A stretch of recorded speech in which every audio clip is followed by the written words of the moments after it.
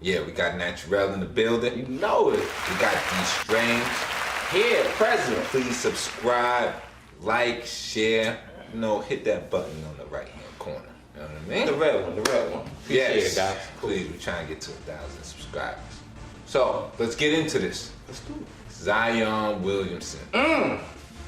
Does he still have a chance to be Rookie of the Year? Naturel. No.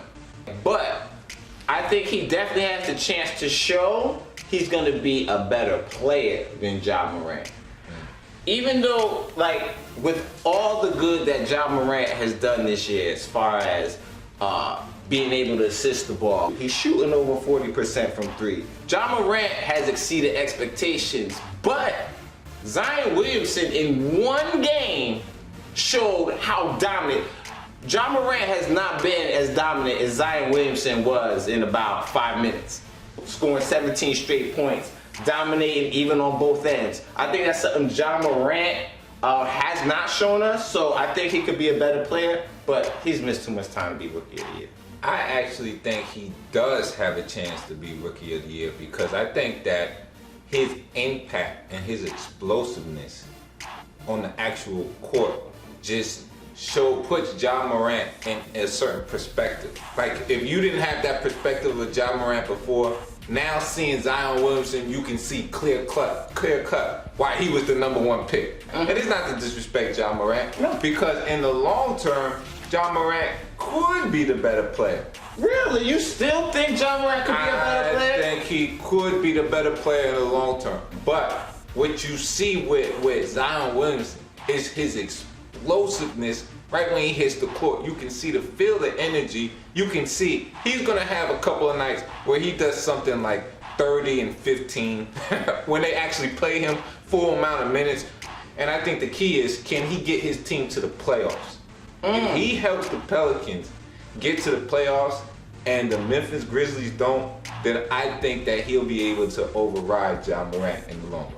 I think he's missed because he's missed a little more than half the year. Ja Morant's already leading rookies in points per game, leading rookies in assists per game, and both of them kind of by decent margins. So I think that time in, but I think you agree with me in the fact that Zion is going to be a better player. Like, yeah, Ja had the potential, but there was a reason you just said that he was #1. He's so explosive. That second jump, oh my God. Yeah, I mean, he jumps twice quicker than most people jump one time. Listen, you say it's on another level, but we'll see. We'll see. Guys, get in the comments. Let us know what you think of Zion Williamson. Is Zion Williamson going to be Rookie of the Year over Ja Morant? Is Ja Morant a better player than Zion Williamson? Get in the comments. Let us know. Moving on. LA Clippers. In the news again this week. Why is that? They're having reports now on the team that some people don't like the preferential treatment that stars are getting. We're talking Kawhi Leonard. We're talking Paul George. They're out of the lineup. They're getting load managed. What do you think of this Clipper crisis going on right now? Yeah, it's fake news. At the end of the day, you got a lot of LeBron James lovers, right? Oh, that's what it is? Yeah, of course. Like, think about who broke the report. Brian Windhorst.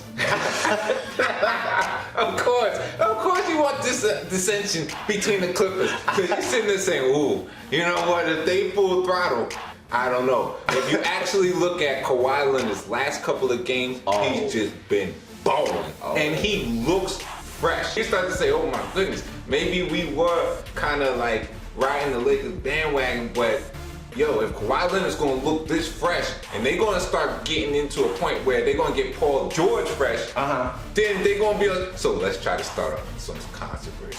That's what I see. You know what? This is what I think. Anytime someone uses the phrase load management, they try to take a shot at Kawhi. Kawhi Leonard is really the only person in the league getting load managed. So, though it's not for other people, you're taking a shot at Kawhi, and you're taking a shot at someone who is injured. After the finals, after they won the trophy, what is he doing? He's limping. They say look for the 6'8" guy limping at the airport when they're doing the airport watch, when they're trying to see where's he going. Is he going back to Toronto? Is he going to LA? Look for the 6'8" guy limping. Why is he limping after the finals? Week or two after the finals? Because he's hurt. You think he's doing that just on purpose? Like, yo, let me keep up this game. Let me keep up this limp. No. So if somebody is really hurt and you're trying to save that person for the games that matter the most in the playoffs, why do people still have a problem with it? When it counts the most, they lost last year in the playoffs. They keep saying, this is the same team besides that same team besides those two players lost. So guess what? Why would they want to go through that same thing again? No, they know they're stacked this year. They know those two players are going to help them immensely. So it's something, even if they're a little ticked now, they're definitely going to get over to win a championship. I don't even believe they tick. That's more minutes for them. At the end of the day, that's more minutes for other players. And they just want ball. That doesn't make any sense to me. Doesn't make any sense. Guys, get in the comments. Let us know what you think of this whole Clipper fiasco. Do you think the Clippers are having these internal struggles? You think this is part of these, Clipper haters, like these Laker lovers throwing stories in there? What do you think is the issue? Get in the comments. Let us know. Alright, moving forward. Let's get into this. Is Eli Manning a Hall of Famer? Natural. You know what? I've answered this question on this channel a couple times before, and my answer is the same. Giants fan, no doubt. But yes, he's a Hall of Famer. Anytime someone has 2 Super Bowl rings with 2 Super Bowl MVPs, yes, just how we were saying about even in the last segment about Kawhi, when you play your biggest in the biggest games, that's what means the most.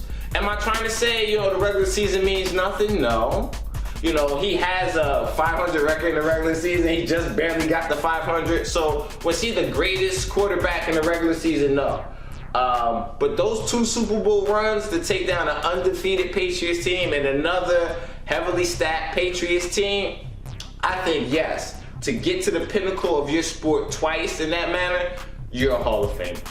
Yeah, I mean, I don't even see this as being a question. Really? Yes, he's a Hall of Famer. It's no doubt. Listen, how many people even got Super Bowls, all right? Let alone took their team through a Super Bowl run, basically on his back. Not to say the defense wasn't balling, but from an offensive side, he put the team on his back. Both times, all right? Let me see one quarterback do that one time. Listen, you have Hall of Fame quarterbacks that I love, like John Elway, who put the team on his back but couldn't cash in the deal, all right? Until he got a super player like Terrell Davis. No doubt. So you gotta give Eli Manning credit for doing it, and doing it against the Patriots, who were cheating both times. You cheated twice. Exactly, right? No doubt. Guys, get in the comments. Let us know what you think of Eli Manning. Is Eli Manning a Hall of Famer to you?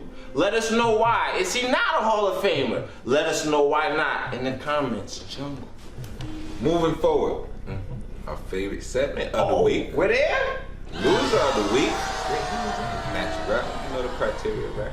Getting that ass beat. However, you know what? This week for my loser of the week, sometimes loser of the week is funny. Sometimes, just get at people with it.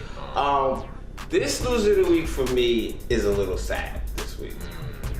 My loser of the week this week is Antonio Brown. A true loser of the week, loser of a lot. Bro, you've lost money. You've lost like 30 million guaranteed with the Raiders, right? You just had to stay on the active roster. You didn't. Then you were going to get guaranteed money by the Patriots by just staying on the active roster to a certain date. You couldn't do either one. Then after that, all the allegations that came out, a lot of other wild behavior. I think it's going to probably get even a little worse before it gets better. Right now, the latest is that he had to turn himself in. To go from in a 1.5, 2-year span to being the best wide receiver in professional football to out of the NFL, not making any money professionally right now is really hard. Bro, I want AB. AB, get back on your feet. It's bigger than football right now, but technically this week you are my loser of the week, bro. Get back. Ooh, a good one. Now, it's kind of different, but it's the same. I want to say, Minnesota Timberwolves, you are my loser of the week. And let's go into this, all right?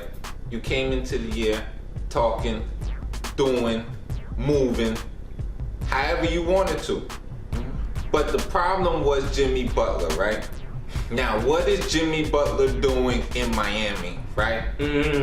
Since he left, went to Philly, then went to Miami, it looks like the teams that he went to have been doing better, all right? And it looks like in Miami, they got a core of dogs going on, right, which makes Minnesota look like a core of cats, all right? That's what y'all look like right now. Minnesota, you gave that contract to Wiggins.